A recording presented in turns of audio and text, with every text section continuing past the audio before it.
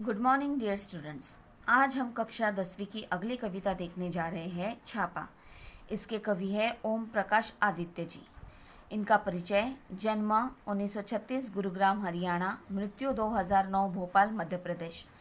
परिचय: ओम प्रकाश आदित्य हिंदी की वाचिक परंपरा में हास्य व्यंग्य के शिखर पुरुष होने के साथ साथ छंद शास्त्र तथा काव्य की गहनतम संवेदना के पारखी थे। आप हिंदी कवि सम्मेलनों में हास्य व्यंग्य के पुरोधा थे। प्रमुख कृतियाँ: इधर भी गधे हैं उधर भी गधे हैं, मॉडर्न शादी, गोरी बैठी छत पर, काव्य संग्रह आदि। पद्य संबंधी: प्रस्तुत हास्य व्यंग्य कविता में कवि ने आयकर विभाग के छापे के माध्यम से आम आदमी की आर्थिक स्थिति, छापा मारने वालों की कार्य प्रणाली को दर्शाया है। कवि द्वारा किया गया छापे का वर्णन व्यंग्यात्मक हास्य उत्पन्न करता है। देखो यहाँ पर छापा यानी धावा बोलना। यहाँ पर जो है वो आयकर विभाग के अधिकारी क्या करते हैं, उन्हें जो प्रामाणिक सूचनाओं के अनुसार अनधिकृत रूप से जो अर्जित धन का पता लगाने और उस पर उसे अधिकार में लेने के लिए क्या करते हैं, छापा मारते हैं। ऐसे ये जो लोग हैं वो अधिकारी लोग छापा मारने के लेखक के घर पर आते हैं और घर पर जब छापा पड़ता है तो इस कविता में कवि मांगी गई वस्तुओं को साहित्य में इस्तेमाल किए जाने वाले शब्दों से जोड़कर व्यंग्योक्ति में जवाब देते हैं। वो किस प्रकार जवाब देते हैं अभी हम यहाँ पर कविता के माध्यम से देखेंगे। मेरे घर छापा पड़ा, छोटा नहीं बहुत बड़ा। वे आए, घर में घुसे और बोले, सोना कहाँ है? मैंने कहा, मेरी आंखों में है, कई रात से सोया नहीं हूँ। वे रोश में आकर बोले, स्वर्ण दो स्वर्ण। मैंने जोश में आकर कहा, सुवर्ण मैंने अपने काव्य में बिखरे हैं, उन्हें कैसे दे दूँ। देखो यहाँ पर कवि जो है वो कहते हैं कि मेरे घर पर आयकर विभाग का जो छापा है वो पड़ता है और वह भी कैसे होता है, छोटा नहीं तो कैसे है, बहुत बड़ा छापा उनके घर पर पड़ता है। वो अधिकारी लोग आए, वे आए यानी कौन, वो अधिकारी लोग, आयकर विभाग के अधिकारी लोग आए, घर में घुसे, सीधा घर के अंदर चले आए और बोले यानी लेखक से कवि से पूछताछ करने लगे, सोना कहाँ है। उन्होंने क्या पूछा, सोना कहाँ है। सोने से मतलब क्या होता है, सोना यानी क्या, गोल्ड। सोना कहाँ है। मैंने कहा, मेरी आंखों में है, कई रात से नहीं सोया हूँ। उसके ऊपर कवि जो है वो क्या जवाब देते हैं कि सोना वह तो मेरी आंखों में है, मैं कई सारे रातों से सोया नहीं हूँ। देखो कई बार ऐसी परिस्थितियां आ जाती है जिसकी वजह से क्या हो जाता है, उस व्यक्ति को कई बार टेंशन आते हैं या फिर कई समस्याएं होती है जिसके वजह से व्यक्ति रातों को चैन की नींद सो नहीं पाता।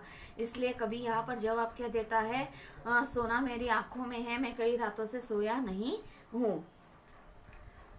वे रोश में आकर बोले, स्वर्ण दो स्वर्ण। वे जो है अधिकारी वो रोश में आकर बोले, रोश में यानी क्रोध में आकर बोले।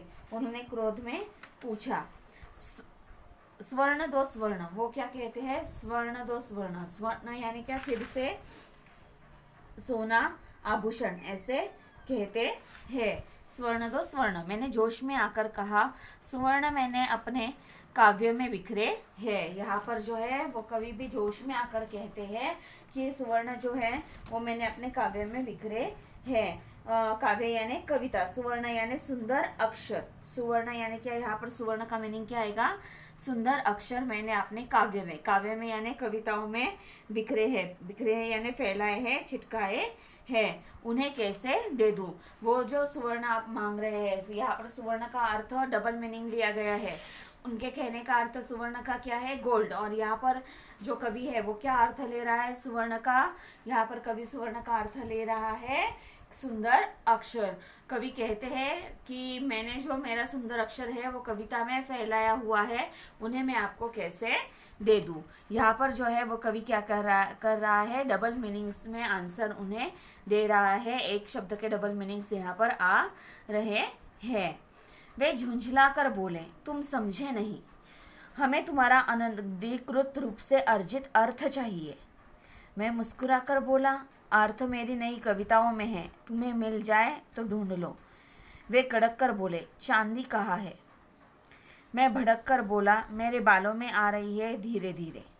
यहाँ पर देखो, यहाँ पर फिर से अधिकारी कवि का जवाब सुनकर झुंझलाकर कहते हैं, झुंझलाना यानी चिड़चिड़ा जाना, चिड़चिड़ा कर वो कवि से पूछते हैं, तुम समझे नहीं, यानी मुझे क्या कहना है वो तुम समझे, तुम हमारी बात समझे नहीं, हमें तुम्हारा वह अर्थ चाहिए।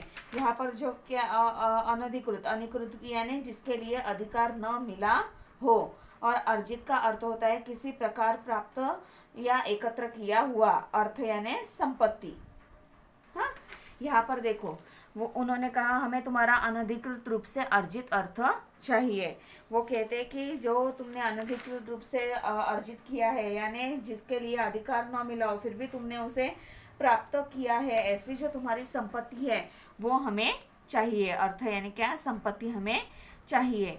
मैं मुस्कुराकर बोला। अभी यहाँ पर जो है वो अधिकारी साहब चिढ़ जाते हैं, और चिढ़कर वो सीधे सीधे अभी कहते हैं कि इस व्यक्ति को सोना समझ में नहीं आ रहा है, सोना यानी मैं सुवर्ण बोल रहा हूँ, फिर भी ये सुंदर अक्षर के बारे में मुझे बतला रहा है, कविता में फैलाए हुए हैं, कैसे दूँ।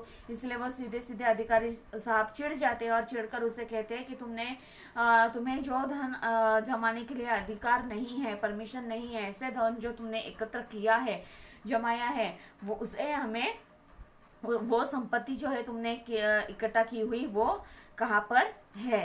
या इस सवाल पर जो है वो कवि मुस्कुरा देते हैं। वो कहते हैं अर्थ मेरी नई कविताओं में है। यहाँ पर देखो, उन्होंने अर्थ का मीनिंग क्या लिया है, साहित्य में मतलब, साहित्य में मतलब। यहाँ पर इनके हिसाब से अर्थ यानी संपत्ति, लेकिन साहित्य के हिसाब से अर्थ यानी मीनिंग, मतलब। हाँ, यहाँ पर अर्थ यानी संपत्ति और यहाँ पर अर्थ यानी मतलब मेरी नवी कविताओं में है, तुम्हें मिल जाए तो ढूंढ लो।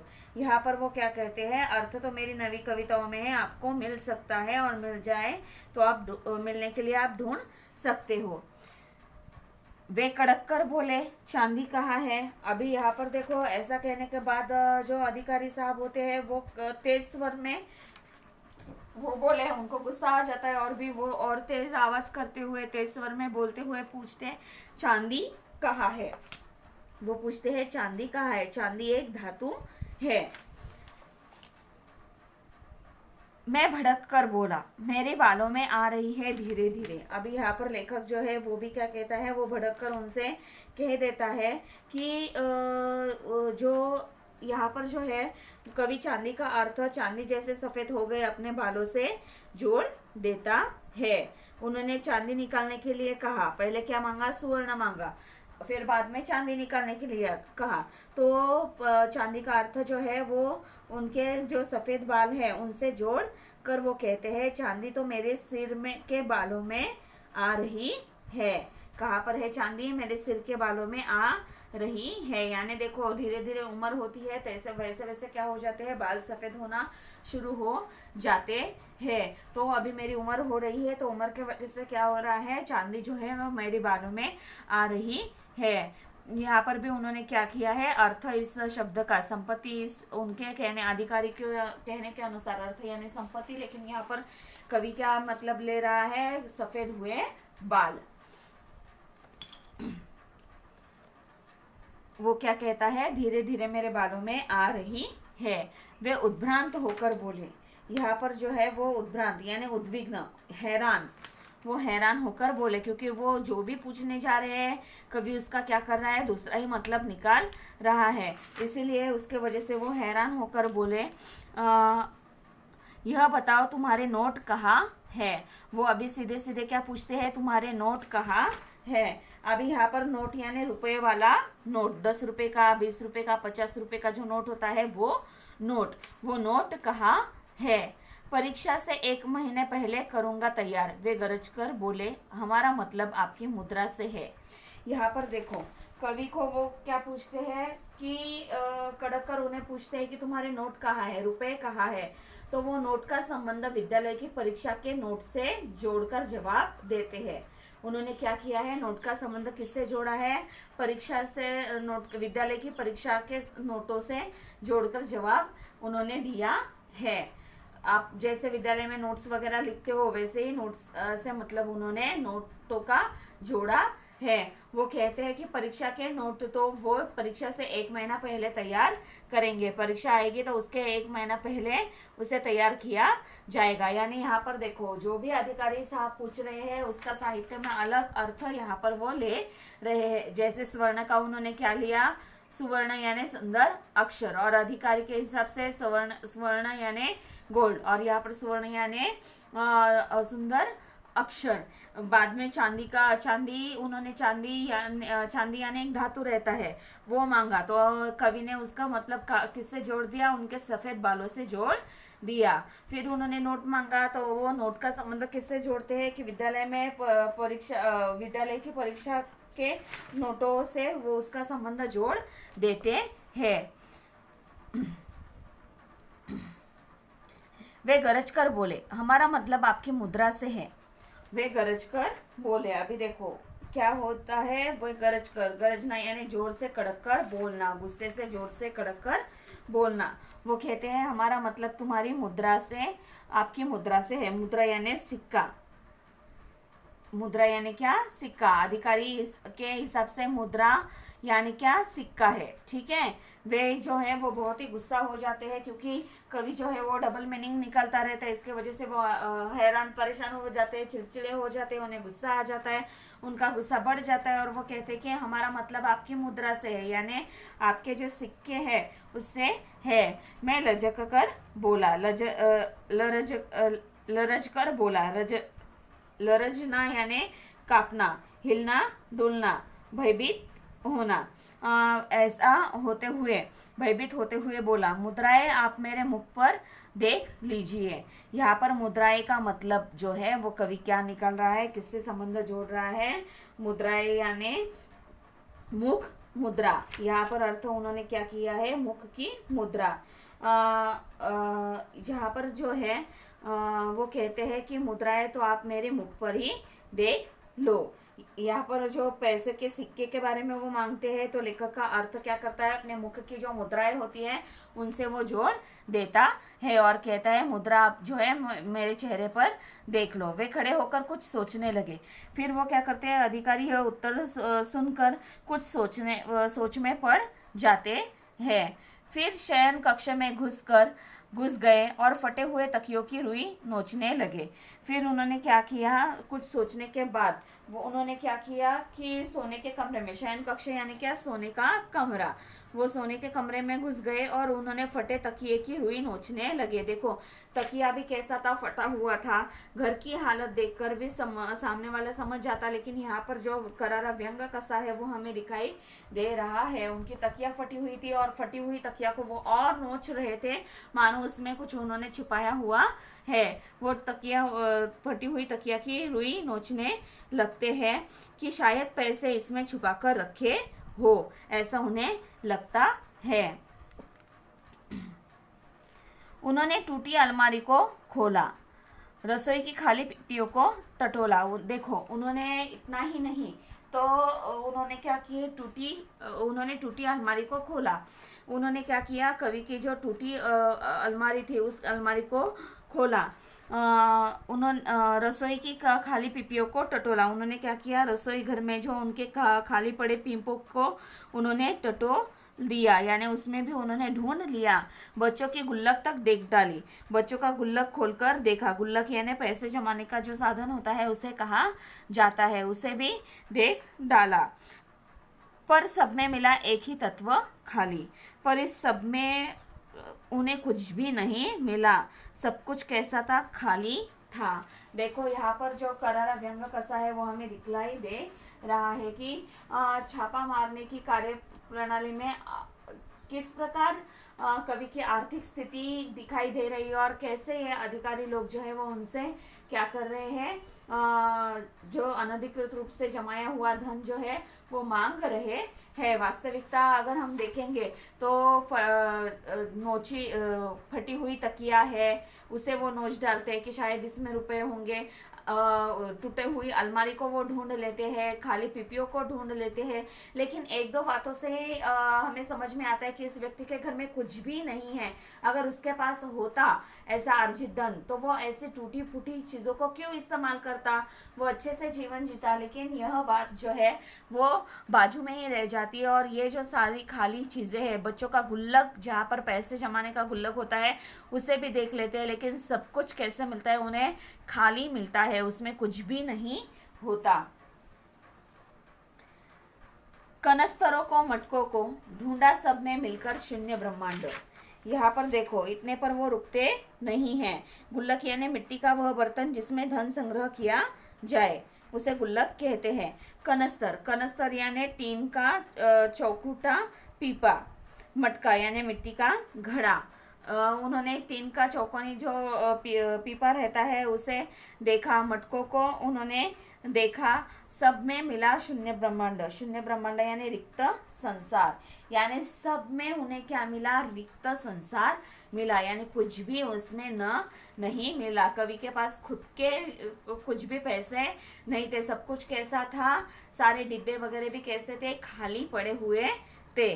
देखकर मेरे घर में ऐसा अरण्य कांड, अरण्य कांड यानी क्या, यह अर्थ है बिखरा हुआ। उनका खिला हुआ चेहरा मुरझा गया।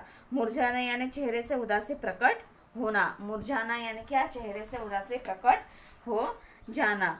यहाँ पर जो है उन्होंने क्या किया कि अधिकारियों ने उसके घर में पड़े कनस्तरों, पानी की रखने के मटकों को टटोला, सब में देखा लेकिन कुछ भी नहीं मिला, सब खाली मिले। और अधिकारियों ने लेखक कवि के घर की ऐसे निर्जन दृश्य को देखा तो उनका खिला हुआ जो चेहरा था वो मुरझा गया, क्योंकि उन्होंने सोचा था कि छापे मारने में काफी धन मिलेगा, पर यहाँ तो कुछ भी नहीं मिला, इसलिए उनके चेहरे जो है वो मुरझा गए थे। उनका खिला हुआ चेहरा कैसे हो गया था, मुरझा गया था।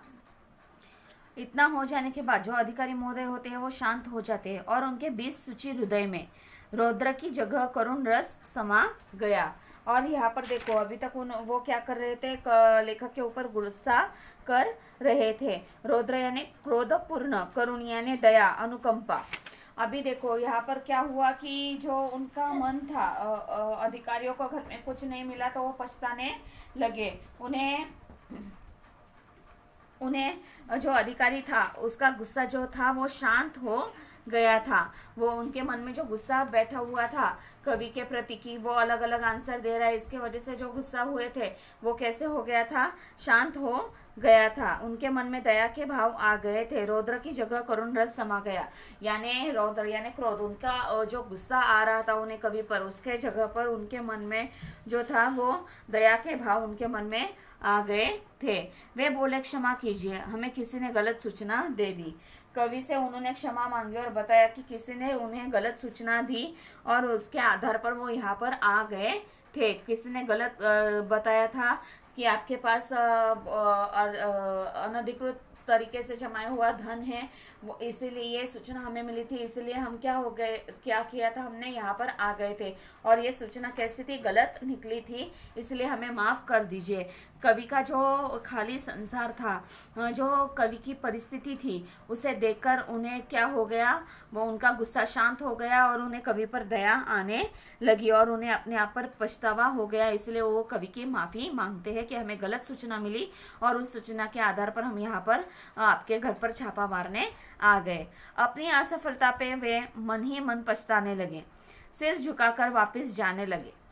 अपनी जो असफलता थी, यानी उन्हें सफलता मिली थी क्या, नहीं, उन्हें असफलता मिली थी। असफलता यानी क्यों, क्योंकि उन्हें कवि के घर पर कुछ मिला था क्या, नहीं, तो फिर वो सिर झुकाकर, सिर झुकाना यानी शर्मिंदा होना, वो शर्मिंदा होकर वहां से निकलने लगे। मैंने उन्हें रोककर कहा, ठहरिए। अभी देखो, वो यहाँ से घर से लेखक कवि के घर से जाने लगे और कवि के घर से जैसे वो जाने लगे तो कवि उन्हें क्या कहता है, उन्हें रोककर कहता है कि ठहरिए, यानी रुकने के लिए वो कहता है। सिर मत धुनिए, सिर मत धुनिए, सिर धुनना यानी पश्चाताप के कारण बहुत दुख प्रकट करना। ये एक मुहावरा है, सिर धुनना। इसका अर्थ क्या होता है, पश्चाताप या शोक के कारण बहुत अधिक दुख प्रकट करना, पछताना, यह उसका अर्थ होता है। मेरी एक बात सुनिए। कवि अभी उनको क्या कहता है, कवि रोककर उन्हें बताता है कि अभी आप जो भी घटना घट गई है उसके बारे में अपना सिर मत घुनिए, यानी कि आप पश्चाताप के कारण बहुत दुख प्रकट मत कीजिए, पश्चाताप आप मत कीजिए। मेरी एक बात सुनिए, मैं जो आपसे बात करना चाह रहा हूँ उसे आप सुनिए। मेरे घर में अधिक धन होता तो आप ले जाते। अभी यहाँ पर कवि जो है वो कहता है, यदि छापे के दौरान अगर मेरे घर में अधिक धन मिलता तो आप क्या करते, उसे लेकर जाते। ज़्यादा धन होता तो आप क्या करते, ज़्यादा पैसे वगैरह होते तो आप क्या करते, उसे लेकर जाते। अब जब मेरे घर में बिल्कुल धन नहीं है तो आप मुझे कुछ देकर क्यों नहीं जाते। यहाँ पर देखिए, उन्होंने सीधा करारा जवाब सवाल उनसे पूछा है कि अब आपने देख लिया कि मेरे घर में कोई धन नहीं है, ऐसी हालत में यानी लेखक की जो स्थिति है उस स्थिति में कैसी दयनीय स्थिति है कि जो उनकी जो अलमारी है वो टूटी हुई है। अलमारी टूटने के बाद अलमारी टूटी है, उसके बाद तकिया फटी हुई है, पिपिया जो है वो खाली है, यानी अन्न धान्य भी कुछ भी ज़्यादा नहीं है, बच्चों के गुल्लक में भी कुछ भी नहीं है। ऐसी जो मेरी अवस्था है, ऐसे में आपने देख लिया कि मेरे घर में कोई धन नहीं है तो आप मुझे कुछ देकर क्यों नहीं जाते, यानी कुछ जो तो आप बिल्कुल धन तो आप जो है वो मुझे कुछ देकर क्यों नहीं जाते। अगर होता तो आप लेके जाते, अभी मेरे पास कुछ भी नहीं है तो नहीं है तो आप मुझे मेरी अवस्था को देखकर मुझे कुछ देकर क्यों नहीं जाते।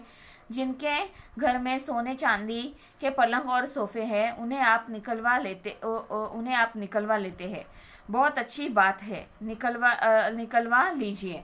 यहाँ पर कवि जो है वो आगे उनको पूछता है कि जिनके घर पर सोने चांदी के पलंग और सोफे होते हैं, यानी यहाँ पर वो कह रहे हैं कि जिन लोगों के घरों में सोने चांदी के पलंग और सोफे होते हैं उन्हें आप निकलवा लेते हैं, उनसे निकलवा लेते हैं। ठीक है, निकलवा लीजिए, आपका काम निकलवाना है, आप अपनी ड्यूटी करते हो, आप वो कीजिए, पूरी तरीके से कीजिए।